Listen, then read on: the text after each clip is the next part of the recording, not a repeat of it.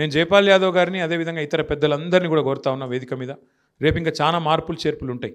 సర్పంచ్ ఎలక్షన్లు అయిపోగానే మనం కూడా వెంటనే మెంబర్షిప్ కార్యక్రమం పెట్టుకుందాం, సంస్థాగత నిర్మాణం చేసుకుందాం, క్యాడర్ను బ్రహ్మాండంగా తయారు చేసుకుందాం. ప్రతి ఊళ్ళో కమిటీలు, బూత్ కమిటీలు కానీ, గ్రామ కమిటీలు కానీ, మండల కమిటీలు కానీ, నియోజకవర్గ కమిటీలు కానీ, జిల్లా కమిటీలు కానీ వేసుకుందాం. వచ్చే సంవత్సరంలో మనకు ప్రతి జిల్లాలో ఆ పార్టీ ఆఫీస్ ఉన్నది. మీ నార్కర్నూలు జిల్లాలో ఉన్నది, రంగారెడ్డి జిల్లాలో పార్టీ ఆఫీస్ ఉన్నది. ఎక్కడికక్కడ జిల్లాల్లో శిక్షణ కార్యక్రమాలు పెట్టుకుందాం. అన్ని విషయాలు మీకు తెలియాలి. రేవంత్ రెడ్డి చేస్తున్న మోసం మీకు తెలిస్తేనే ప్రజలకు తెలుస్తుంది. ఒక 2 విషయాలు మాత్రం నేను చెప్పి ముగిస్తాను. 2 మోసాలు ఆయన ఇప్పుడు తాత్కాలికంగా ఏదైతే ఇప్పుడు రైట్ నౌ నడుస్తున్న మోసాలు. ఒకటి, బీసీ రిజర్వేషన్ల విషయంలో జరిగిన మోసం.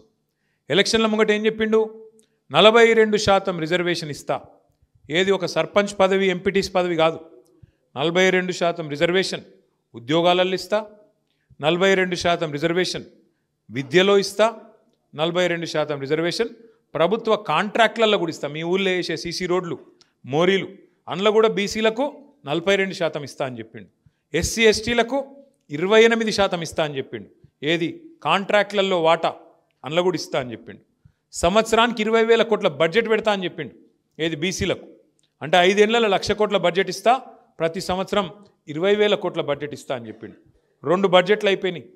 2 బడ్జెట్లు కలిపి కూడా 12-13 కోట్లు దాటి పెట్టలే. 40,000 కోట్లు పెడతా అని చెప్పి 12-13 కోట్లు కూడా పెట్టలే.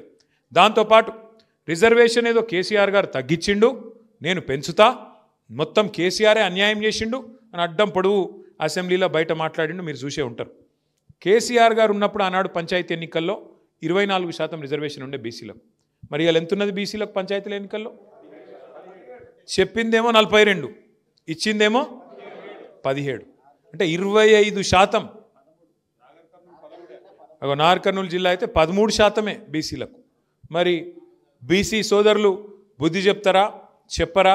ఇంత మోసం చేసిన ప్రభుత్వం ఎన్ని డ్రామాలు చేసిండు మధ్యలో. ఒకరోజు జీవో ఇచ్చినా అంటాడు, ఒకరోజు బిల్లు సంతకం పెట్టినా అంటాడు, ఇంకో రోజు రాజ్యాంగ సవరణతోనే సాధ్యం అంటాడు, ఇంకో రోజు పార్టీ పరంగా రిజర్వేషన్లు ఇస్తా అంటాడు. ఇన్ని డ్రామాలు చేసి ఆఖరికి తడిగుడ్డతోని ఇవాళ బీసీల గొంతు కోసిండు రేవంత్ రెడ్డి గారు. మరి ఆయనను బుద్ధి చెప్తారా? కల్వకుర్తి తాలూకాలా చెప్పరా?